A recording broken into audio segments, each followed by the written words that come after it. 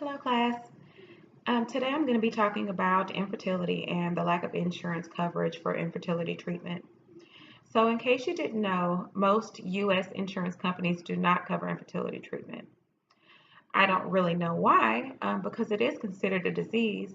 I'm not going to try to compare this disease to any other particular disease because it's actually in a league of its own, just like other diseases are in a league of its own. But it is, in fact, a disease, and it should be covered under U.S. insurance companies because so many of its citizens are suffering from this disease. So I'm going to give you a little insight about infertility, and then I'm going to talk about points of why the insurance company should cover it. And I could possibly pull you over to this side to advocate for this cause as well because it's very important. And we need to make sure that these couples and these people who are suffering from the disease are being taken care of, just like everybody else who's suffering from a disease here in the U.S. So, if a couple is trying to procreate or conceive for more than 1 year and they're under the age of 35, then they're considered infertile. If you're over 35 and it's over 6 months that you're trying to conceive, you're considered infertile. And according to the AmericanPregnancy.org and the CDC, infertility affects 6.1 million American couples. 6.1 million. I mean, imagine that. That is a lot. That is 10% of all childbearing women, men, couples, and 25% of those couples have more than one cause of infertility. This is attributed to both men and women. So I'm going to give you examples of how men can be infertile, causes of men infertility. So there's the varicocele, which is the enlargement of the veins in the testicles.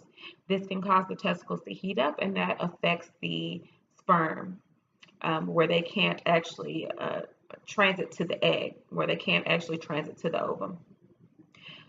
Other factors can also take place that can affect sperm count. That can be a low sperm count, or the male's not producing sperm at all. This can be from drug use, alcohol abuse, injury or damage to the reproductive system. It can be all kind of things. And poor sperm motility. This is really a big issue. There could be irregular shaped sperm, which could affect the sperm embedding itself into the egg, and also injury or damage, once again, to the reproductive system.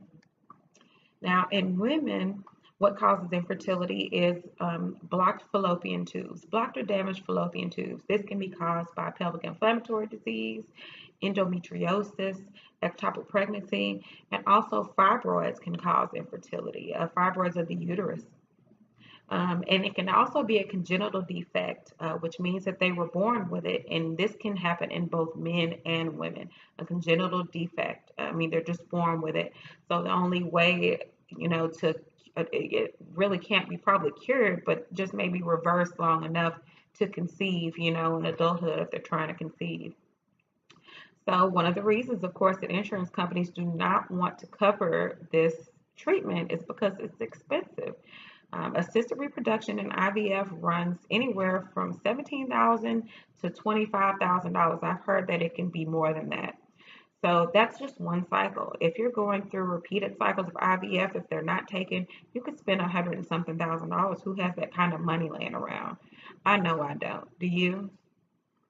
Probably not. And if you do, you probably need to let me borrow some.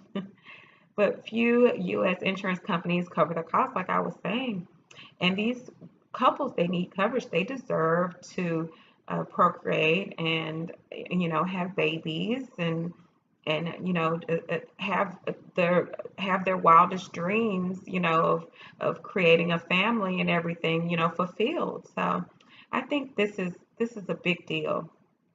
And according to the National Infertility and Adoption Education nonprofit, studies actually show it saves money. So while the insurance companies are thinking that they're going to have to spend big bucks on infertility treatment, these studies from Canada are showing that it actually saves money in the long run. So whoever looks at the long run, though, right? Most people don't. They want to save money, instant gratification. But this study is showing over time it actually saves money. So, like I said, the study out of Canada shows significant cost savings, and its focus is actually on public funding and insurance. And this study is applicable to private insurance systems here in the US. So it found that coverage for IVF, get this, would improve health outcomes and save millions of dollars. So we really need to push for mandates for insurance companies to cover these infertility treatments. They don't have to cover the whole infertility treatment, but they can at least cover just maybe a few IVF cycles or some of the diagnostic testings. Once the patients have been diagnosed with infertility, at least covered some of it, 50%, 40%, anything would be helpful besides the patient have to cover 100% out of pocket. Anything would be helpful. I'm sure anybody would be grateful of any, especially 40 or 50%, that would be great. So one way to do this, or to start doing this, would be to advocate to your job, your employer, and try to get the group plan of, like I said, your employer to adopt to get the infertility treatment as part of the group plan. That would be a way to start this. You would, I'm sure, be helping out fellow co-workers, wives and spouses, and whoever else is going through the situation. And I mean, to conclude this, I mean, this would actually reduce adverse health outcomes. It would reduce premature births. It would reduce twin rates. It would reduce all kind of things. So this would actually help, this would actually help the economy. And ultimately, it would save the healthcare system millions and millions of dollars. So, what is the big problem? Well, thank you, class. If anyone has any feedback, please let me know. Feel free to comment in the comment section. And if you have any questions, feel free and I will respond accordingly. Thank you. Have a good day.